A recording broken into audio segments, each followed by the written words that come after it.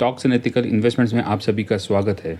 सन pharmaceutical industries limited इस company ने अपने क्वार्टर 1 के रिजल्ट्स को डिक्लेयर किए हैं और ईयर ऑन ईयर बेसिस में नेट प्रॉफिट में 1% का जंप दिखाई देता है।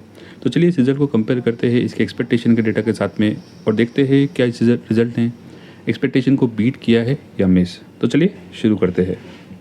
इस कंपनी का बिजनेस शरिया कंप्लायंट है और इसके एक्सपेक्टेशन का डेटा आपके सामने है। तो हम देख सकते हैं कि सेल्स में एक्सपेक्टेशन है 13,698 करोड़ की और नेट प्रॉफिट में एक्सपेक्टेशन है 3,041 करोड़ की। तो चलिए इसको कंपेयर करते हैं इसके एक्चुअल रिजल्ट से। तो हम देख सकते हैं कि ईयर ऑन ईयर बेसिस में 9% का जंप है सेल्स में। कंपनी ने डिक्लेयर किए है 13,851 करोड़ के सेल्स, जो कि इसके एक्सपेक्टेशन को बीट करते हुए दिखाई देते हैं।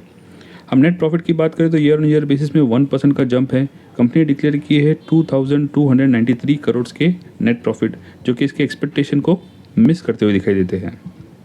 और हम इस कंपनी के इंपॉर्टेंट न्यूज़ को देखें दोस्तों, तो हम देख सकते हैं कि कंपनी का कहना है कि उनका ऑलरेडी स्ट्रॉन्ग प्रेजेंस है यूएस में और उनके कोई प्लान्स नहीं है और इसको एक्सपांड मैन्युफैक्चरिंग जो यूनिट है उसको एक्सपांड करने के। इसके अलावा कंपनी का ये भी कहना है कि उनके जो ग्लोबल इनोवेटिव मेडिसिन है उसके जो सेल्स है वो बड़े हैं और उनके हुए हैं सेल्स $311 मिलियन के, जबकि एक्सपेक्टेशन थी $300 मिलियन की, जो कि एक अच्छी न्यूज़ है। और इस कंपनी के जो रिजल्ट्स है वो ओपन मार्केट में आए थे। हम इस कंपनी के स्टॉक्स के वॉल्यूम का डेटा देखें तो हम देख सकते हैं कि लास्ट 30 डेज़ का एवरेज डेटा देखा जाए तो उसमें तकरीबन 63% जो है वो डिलीवरी में बाइंग हुई है। हम इस कंपनी के स्टॉक्स के रिटर्न्स की बात करें तो हम देख सकते हैं कि लास्ट 1 ईयर में नेगेटिव रिटर्न्स है 1.1% के। इसके अलावा लास्ट 6 मंथ में 3%, लास्ट 3 मंथ में 7.2% के नेगेटिव रिटर्न्स है। लास्ट 1 मंथ में 1.4% और 1 वीक में 0.4% के पॉजिटिव रिटर्न्स इस कंपनी के स्टॉक ने दिए हैं। हम इस कंपनी के फंडामेंटल्स को देखें दोस्तों तो हम देख सकते हैं कि एक लार्ज कैप कंपनी है जिसका market cap near about 4,10,466 crore का है और पिछले 30 साल में इस कंपनी ने अपने इन्वेस्टर्स को 83% के रिटर्न दिए हैं। 37 के करीब पर इसका पी रेशियो दिखाई देता है और करंटली इस कंपनी का स्टॉक अपने 52 वीक के एक मीडियन रेंज पर ट्रेड करता हुआ दिखाई देता है।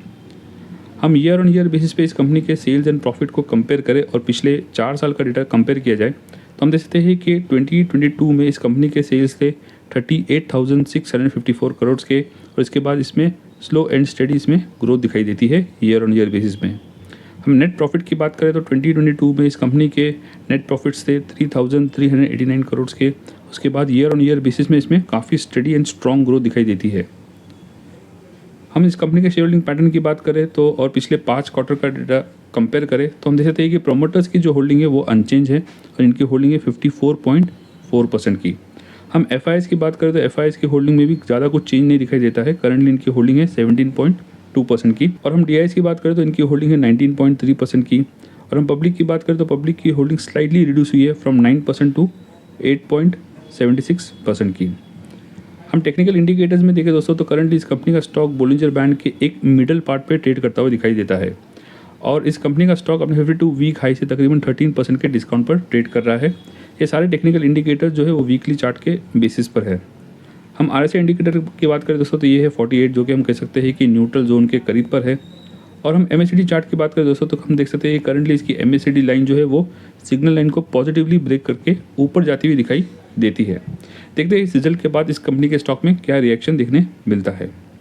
तो हम ओवरऑल इस कंपनी की बात करें दोस्तों तो हम देखते हैं कि एक लार्ज कैप कंपनी है और ईयर ऑन ईयर बेसिस में बहुत सेल्स एंड प्रॉफिट इसमें एक स्टडी ग्रोथ है। हम क्वार्टर 1 के रिजल्ट को कंक्लूड करें तो हम देखते हैं कि सेल्स में इस रिजल्ट ने मार्केट के एक्सपेक्टेशन को बीट किया है, बट नेट प्रॉफिट में इस रिजल्ट ने मार्केट के एक्सपेक्टेशन को मिस किया है। इसलिए हम इसको एक मिक्स रिजल्ट कह सकते हैं। तो आपको क्या लगता है इस रिजल्ट के बाद इस कंपनी के स्टॉक में बाइंग होगी या इसमें और करेक्शन होगा? कमेंट सेक्शन में ज़रूर लिखना। तो इस वीडियो में इतना ही दोस्तों। अगर कंटेंट पसंद आए तो लाइक, शेयर और सब्सक्राइब करना ना भूलें। मिलते हैं अगले वीडियो में एक न्यू इंटरेस्टिंग टॉपिक के साथ। Thank you.